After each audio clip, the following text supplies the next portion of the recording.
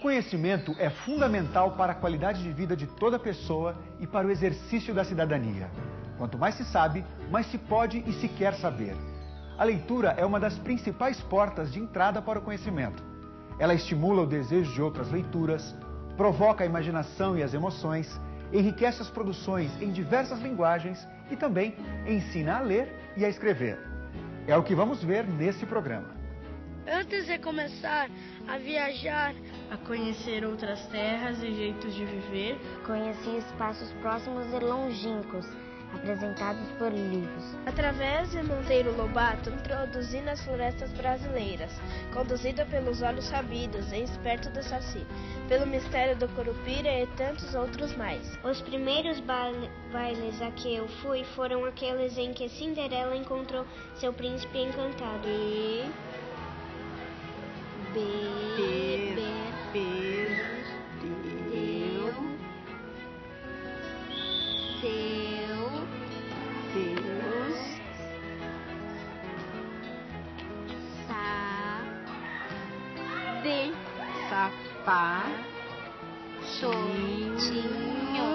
sapatinhos. A África Negra foi apresentada primeiro pelo destemido Tarzan, atravessando obstáculos apoiado em firmes cipós. Ao Oriente Médio, cheguei pela voz sussurrante e cheia de promessas de Sherazade. A primeira ilha que pisei foi a de Robinson Crusoe. Londres conheci pelos voos de Peter Pan. Fiz por décadas inúmeras delas, densas, irritantes, tediosas, implicantes viagens literárias. Gosto de ler livro, as coisas que eu faço. Por que você gosta de ler? Porque eu acho que eu aprendo mais. Aí eu melhoro a minha leitura. É isso. E o que você gosta de ler? Gibis, poesias, fábulas, conto de fada. Gibi. Um piquenique do Mickey. A Mônica, eu tô lendo um livro do Harry Potter.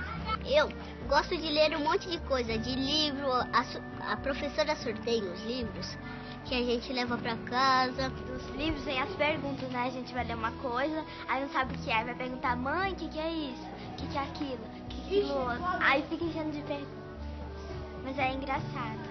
E a gente fica sabendo um monte de palavras, né? Tipo, eu fiquei sabendo casa, edifícios. Aí eu falei pra minha mãe, o que é edifícios? Aí minha mãe me falou. Aí foi assim que eu fiquei sabendo das coisas. Na minha casa tem uma estante cheia de livros. Eu já li todos eles. Eu sempre ouvi muitas histórias e na minha casa tinha muitos livros, que a minha avó era professora. E eu tinha uma grande paixão pela literatura infantil. Eu comecei a aprender a ler aos 3 anos de idade, aprendi basicamente sozinha. E isso foi um marco na minha trajetória de vida e na minha trajetória profissional. Eu acho que o grande entusiasmo meu em estar lendo para as crianças e de estar discutindo com os professores a importância da leitura, né, de vários tipos de textos e principalmente da literatura infantil, foi a partir desse encanto que eu vivi na minha infância e durante todo o meu processo de formação que me construiu enquanto leitora.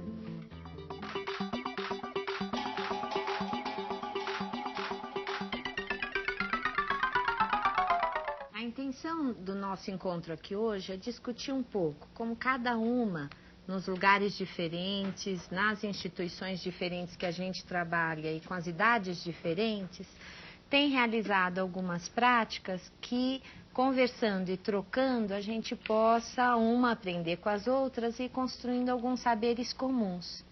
Só que antes da gente começar a conversar um pouco, eu queria ler para vocês um texto, um trecho de um texto do Paulo Freire, que vai encaminhar um pouco a nossa conversa. Aprendi a ler e a escrever com meu pai e minha mãe sob as mangueiras do quintal da minha casa. E eu costumava escrever na terra com um pedacinho de pau.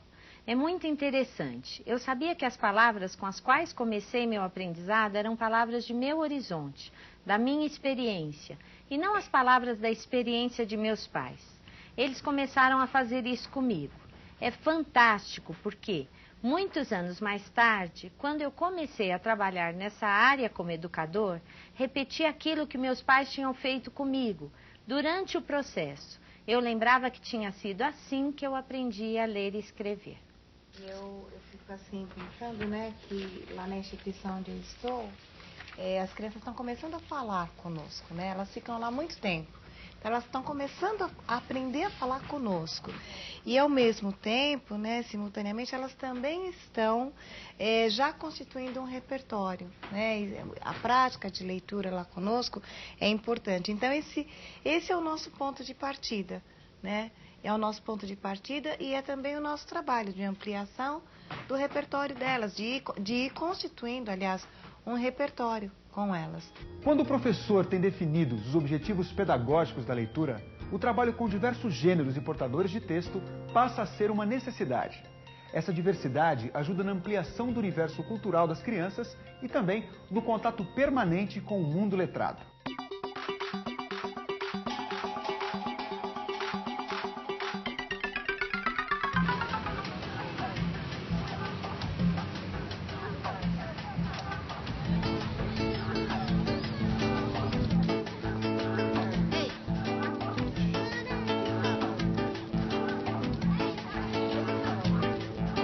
Esse projeto nós chamamos da visita monitorada na biblioteca. Nós marcamos com as escolas para elas trazerem as crianças das salas de aula, para elas conhecerem o espaço biblioteca e verem que é um espaço da criança, no caso da biblioteca infantil. Quando elas chegam em qualquer sala de biblioteca e veem um livro com a capa bonita, é o que chama a atenção. Seguido, talvez, de você ter atividades para ela. A criança vê alguém fazendo algo, ela vai lá ver o que está fazendo. Então, se a gente tem uma programação de atividades, ela passa a ver algo acontecendo, ela vai lá ver, então chama a atenção. O término da visita monitorada é sempre uma contação de história. Adorava flores. Tudo que ele plantava florescia como que por encanto. A contação de histórias são vários estímulos, por isso que ela é utilizada na biblioteca desde o início dela. O próprio Monteiro Lobato, algumas vezes, quando ele estava vivo, ele veio na biblioteca contar a história para as crianças. E se a gente assistir agora um trecho da Sala da Rosa para ter um pouco mais de recurso para a nossa discussão sobre leitura? Ah, Tamires está tão encantada com essa poesia que ela também estudou em casa.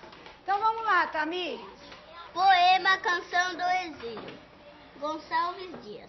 Minha terra tem palmeiras onde canta o sabiá. As aves que aqui gorjeiam não gorjeiam como lá. Nosso céu tem mais estrelas, nossas vargens têm mais vidas. Nossas vargens têm mais flores. Nosso bosque tem mais vida, nossa vida mais amores. Olhando como ela leu, né, revela que essa criança, assim, ela se preparou, né, para ler em voz alta numa situação em que ler em voz alta fizesse sentido, né? Isso mesmo, Leica. Quer dizer, a gente, lá na classe desse grupo já tem uma característica que, assim, eles gostam muito de ler e gostam muito de compartilhar o que eles fazem com os outros. Isso é uma coisa que eu incentivo bastante também, né? Então, assim, as crianças, quando eu levei alguns poemas do Manuel Bandeira, do Gonçalves Dias, ficaram encantadas. E aí a gente falou, puxa, vamos ensaiar isso, porque na reunião de pais a gente vai poder apresentar as crianças recitando esses poemas e tal. O critério é a questão de ter bons textos de bons autores, né? Eu lembro que uma vez a gente fez com as crianças uma roda de leitura, assim, com as lendas. Então, a gente escolheu uma das turmas, que eram menores, para vir para a nossa sala, fizemos os convites, as crianças pensarem como organizar, igual a gente planeja, as crianças fizeram também. E a preparação da leitura em si, que a gente ficou dias, eles levavam os livrinhos para casa, né, para ler, com os pais ajudando, a gente fez bilhete para que os pais soubessem o que a gente ia fazer. E eles voltavam no dia seguinte na roda e diziam assim, posso testar a minha leitura para a gente ver? Posso testar a minha leitura? Eu dizia, pode, pessoal, olha, fulano hoje quer testar a leitura dele, né? Acho que isso tem um pouco a ver com a prática do caderno de leitura. Esse é um caderno, eu trouxe até 3 aqui para vocês não brigarem, certo? Para ver, né? Então, eu gosto muito, assim, de tudo que eu vou falar, de escrever para as crianças poderem saber, né? O que vai acontecer, que eu estou lendo aqui, que depois elas, quando souberem ler com autonomia, poderão fazê-lo dessa forma. Então, explicando o que esse caderno tem, uma vez que também comunica aos pais do que trata desse material, o cuidado que ele precisa ter, que é de um ano inteiro. Então, aqui tem a primeira parte, que eu chamei assim, textos que você poderá ler sozinho ou junto com outras pessoas. Então, aqui o meu objetivo é poder trazer uma diversidade de gêneros para os alunos poderem conhecer. Então, tem fábulas, tem contos, tem poemas, tem lendas, tem piadas, né? Então, se eu já tenho no início do ano crianças alfabetizadas, elas vão poder ler sozinhas.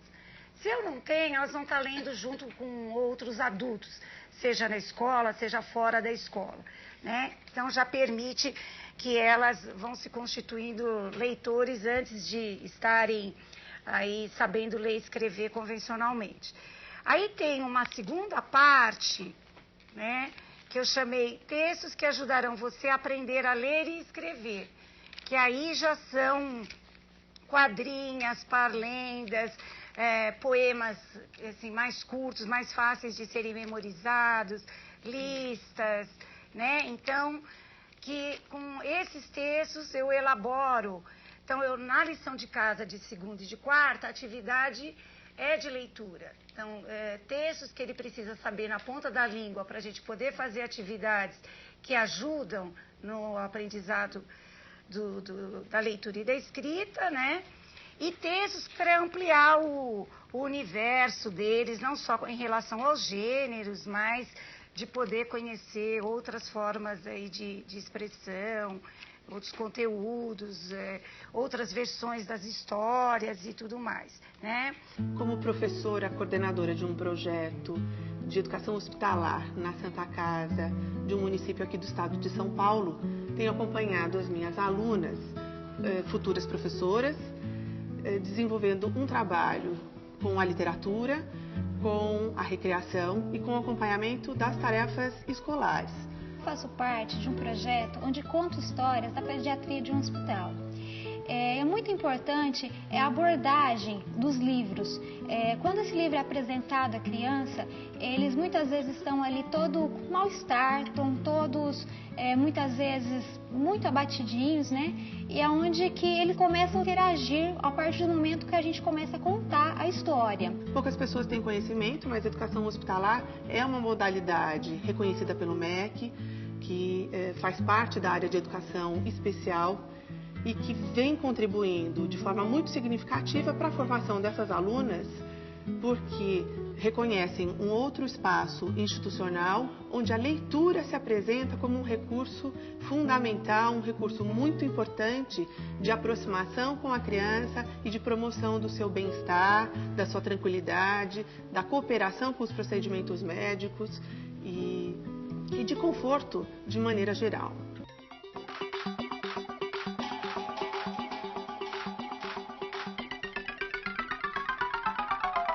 Agora, nós vamos fazer o seguinte, ó. Cada um vai ler para o colega do lado. Ó, Camila lê para Tatiana, Tatiana para Camila e assim por diante. Eu vou colocar o cartaz aqui na lousa. Algumas duplas vão ler aqui comigo. Depois também eu vou pedir para a Mariana, para a Bianca, para o Bruno, para vir aqui na frente, para algumas crianças lerem para eles, tá certo? Gravos de jogos, o galo dia foi, deixa ficar,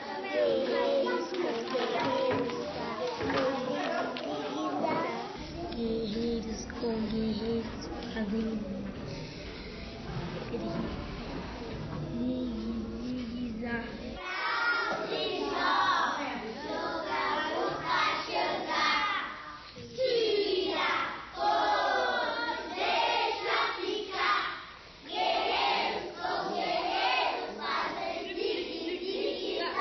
gente está falando desde o começo da conversa sobre os textos de memória, texto que as crianças sabem de cor, mas acho importante lembrar o que é isso. Bom, primeiro, geralmente são textos da tradição oral, como quadrinhas, parlendas, cantigas, que as crianças já trazem da sua casa e do seu meio familiar, ou mesmo aprendem na escola desde pequenas, e que o sentido é que elas conheçam esses textos de memória.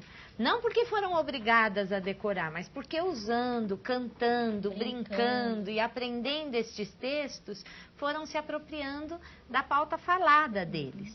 O que eles podem aprender? Quer dizer, essa coisa de ajustar o falado ao escrito, quer dizer, tudo que ele está falando, ele vai tentando acompanhar no texto, adequando ao texto, que parece uma atividade fácil, mas não é. Essas atividades de leitura de texto de memória permitem às crianças conhecerem mais sobre o valor sonoro convencional, permite também que elas localizem algumas palavras que a gente solicita, esse ajuste vai permitindo ela localizar, o que dá uma satisfação muito grande, elas começarem a se ver, né, se ousando a serem leitores, né, de querendo ler, de mostrar que sabe ler. Então, são atividades que a prática tem mostrado que é possível ser feito com as crianças desde muito pequenas, né, Regina? Né? Que a gente tem visto que ter um caderno, que as crianças, levantar o repertório das parlendas que as crianças usam nas suas brincadeiras, trazer para cá e ela brincar de ler, é uma coisa muito prazerosa, muito gostosa, lúdica, e que as crianças estão brincando de ler e lendo, né? Mas tem uma questão aí, quando a gente traz esses textos para as crianças, nos grupos das crianças bem pequenas, o objetivo não é alfabetizá-las, nem que elas façam ajuste entre o falado e o escrito. Só que o interessante é que, quando as crianças pequenas já podem contar com esse acervo, na hora quando a alfabetização começa a se formalizar, eu já tenho um bom acervo e um bom repertório. Não basta apenas ler para as crianças.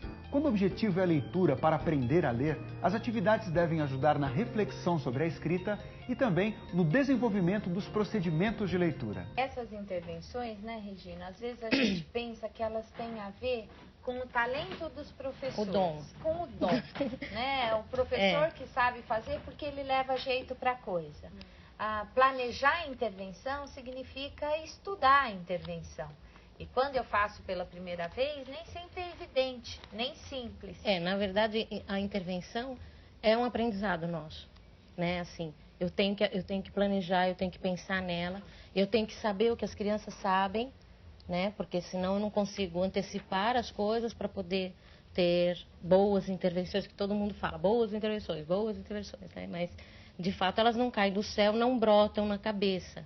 É mesmo um exercício, é mesmo um aprender da gente. Quanto mais você reflete, quanto mais você repensa a sua prática, as suas coisas, e quanto mais você sabe sobre o caminho que as crianças têm de aprender as coisas, mais você consegue boas intervenções, né? Não leu nada ainda, Jéssica? O que você leu? Patrícia, vamos ver o que ela leu?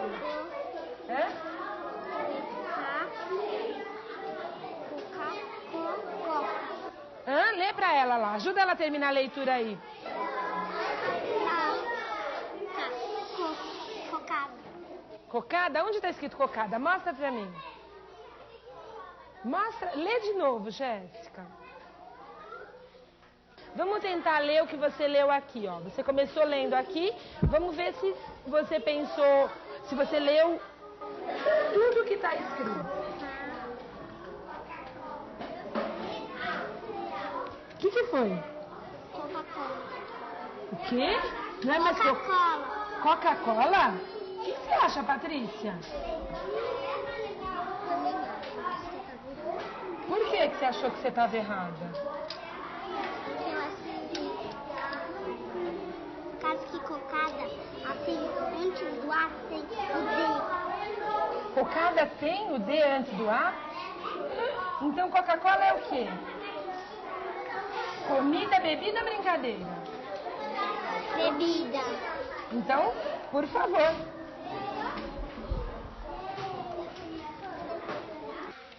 Então, o que é que na casca branca o rei amarelo boia em águas claras? Qual que é? É o ovo. É o ovo. Então, Wellington, ovo começa com qual letra? O. O. Então vamos lá, Wellington. Põe o dedinho e olha. As três começam com O. Vamos tentar descobrir qual que é ovo. Ovo. Eu não entendi. Como é que lê ovo? Lê outra vez. Ovo. É esta? Por que você acha que é essa daí? Hã? Qual que é, Daiane? Vamos ajudar o L. Tem V e a palavra ovo tem a letra V? Tem? Muito bem, aí mesmo. Leia ovo. Leia aí, Wellington, ovo.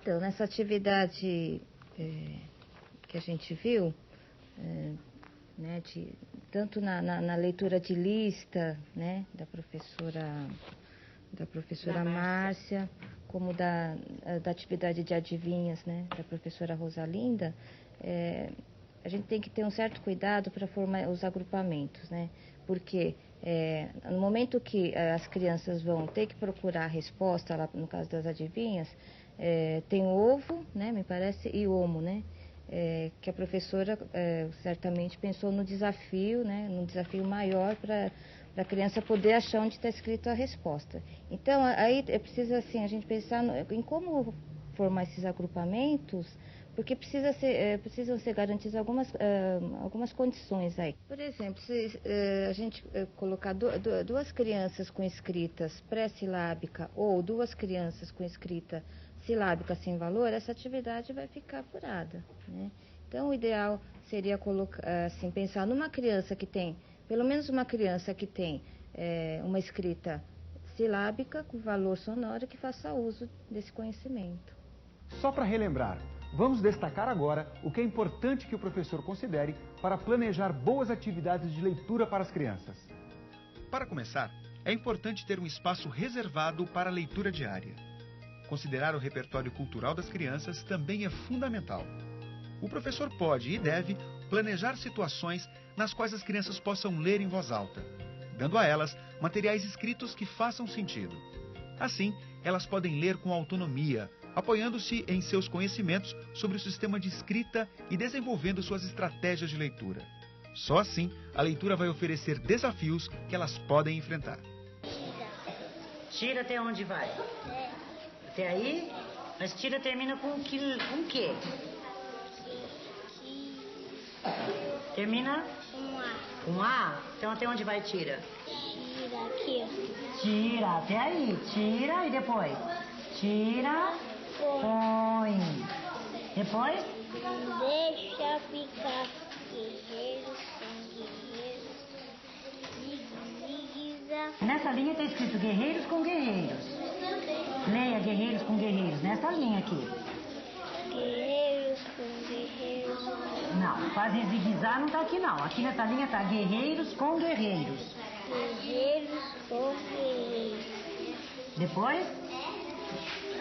Zigue-zague. Começa outra vez a esperar assim. Fazem. Não, você tem que ler fazem aí. Aí está escrito fazem, aqui. Aqui nessa linha está escrito fazem zigue-zigue-zá. Zigue-zigue-zá. Isso, agora saiu. Muito bem. Interessante essa atividade. Nessa atividade é muito importante para as crianças que ainda não estão alfabetizadas, né? Porque o desafio é ajustar justamente, né? O que ele está falando ao que está escrito, o texto escrito, né? E é impressionante quando eles vão lendo e percebem que não deram conta, eles fazem uma cara assim, e assim, é importante perceber aqui a intervenção da Rosalinda, né? Quando ela delimita lá, aqui está escrito guerreiros com guerreiros, né? Então, quando essa intervenção eu achei que foi muito importante, né? Para aquela criança pensar um pouco. Ou mesmo quando ela faz ele voltar. Isso, ela não do tira, né? do tira, né? Porque ela já sabia que ele era capaz de refletir e não precisar errar até o fim. Isso, Então ela faz ele voltar e rapidinho ele se localiza, né? É verdade. Bom, a gente conversou então sobre a possibilidade de uso desses textos, sobre os agrupamentos e sobre considerar os saberes dentro da dupla, mas é importante também considerar a mudança do desafio. Eu queria só lembrar de uma atividade que a gente fez na classe também, que tinha que ajustar o falado ao escrito, mas não era com um texto de memória. Então eu dei uma fábula para os alunos com escrita não alfabética, né? E para os alfabéticos eu disse, vocês vão escrever a fábula que eu vou ditar agora, né? Então eu li a fábula inteira, que já era familiar para eles, reli ela inteira e eu falei, bom, então agora eu vou ditar. Crianças com escrita não alfabética tinham que acompanhar a leitura e marcar até onde eu tinha ditado. E crianças com escrita alfabética tinham que escrever. E aí depois eu disse para eles assim, olha, agora eu sou uma pessoa que eu só sei o nome das letras, né? Então vocês é que vão ditar para mim. Lucas que levantou a mão. U, M, A. João, como é que continua? Uma vez. Os ratos. Ah, tá bom. O que eu ponho?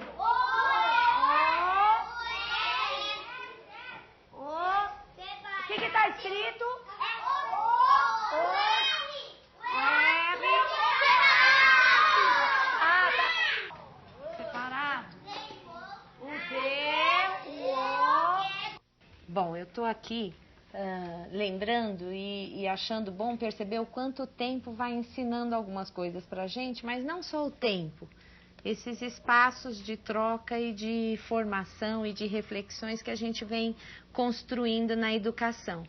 Porque eu me lembro de que eu tinha uma preocupação muito grande de que as crianças conhecessem todas as palavras do texto, né? Então, que às vezes eu estava lendo alguma coisa e aí eu parava e falava, vocês sabem o que significa essa palavra? E aí vai para o dicionário, volta para cá, pergunta para alguém, porque isso eu achava lindo usar o dicionário sempre. Depois eu fui percebendo, lendo e estudando um pouco mais, de que o próprio contexto na literatura quase sempre é suficiente para explicar o sentido daquela palavra. E que quanto mais competente o leitor é, menos ele vai precisando dessas paradas para recorrer a dicionário ou a qualquer outra fonte, porque ele vai aprendendo a ler e vai ampliando essa habilidade, essa competência mesmo, de ir inferindo o sentido daquela palavra a partir do contexto. A alfabetização é um processo que, na verdade, não se inicia nos primeiros anos escolares, mas bastante antes, com uma criança entre nós que nasce numa sociedade letrada. Mas também é um processo que não tem fim. Todo o esforço escolar formal, quando a alfabetização se dá no esforço formal, é um processo iniciático de entrada para o mundo da escrita. O importante na alfabetização não é o domínio do alfabeto, mas é a entrada para esse mundo, um mundo onde circulam fundamentalmente sentidos. Por isso, uma alfabetização hoje, por exemplo, se pensa sempre em cima de textos com sentido, em cima de palavras que signifiquem. É nesse sentido que a expressão, por exemplo, do Paulo Freire, de que a leitura do mundo antecede a leitura da palavra, é uma relação entre o significado e as expressões que nós utilizamos. Paulo não estava dizendo que você não tem palavras para compreender o mundo. Você, quando compreende o mundo, compreende com palavras. O processo de alfabetização que desveste, que desnuda as palavras dos seus sentidos, se torna um processo absolutamente de domínio mecânico e técnico de um alfabeto. E isso não é a introdução de ninguém, um processo de introdução de ninguém ao mundo da escrita. Há uma idade ideal para se começar a escrever? Como trabalhar a linguagem escrita com crianças pequenas? O que significa escrever quando ainda não se sabe escrever? No próximo programa da série Letra Viva, vamos conhecer propostas de escrita a partir de necessidades reais de comunicação. Crianças, olhos emocionados, vivos, curiosos, interessados, procurantes do bom, do envolvente, olhos grudados, querentes, buscantes, perguntantes. Olhos apaixonados, entrega ao prazer, a surpresa, a alegria e a vontade de querer mais. Olhos sorridentes e venturosos, de quem embarcou numa grande aventura.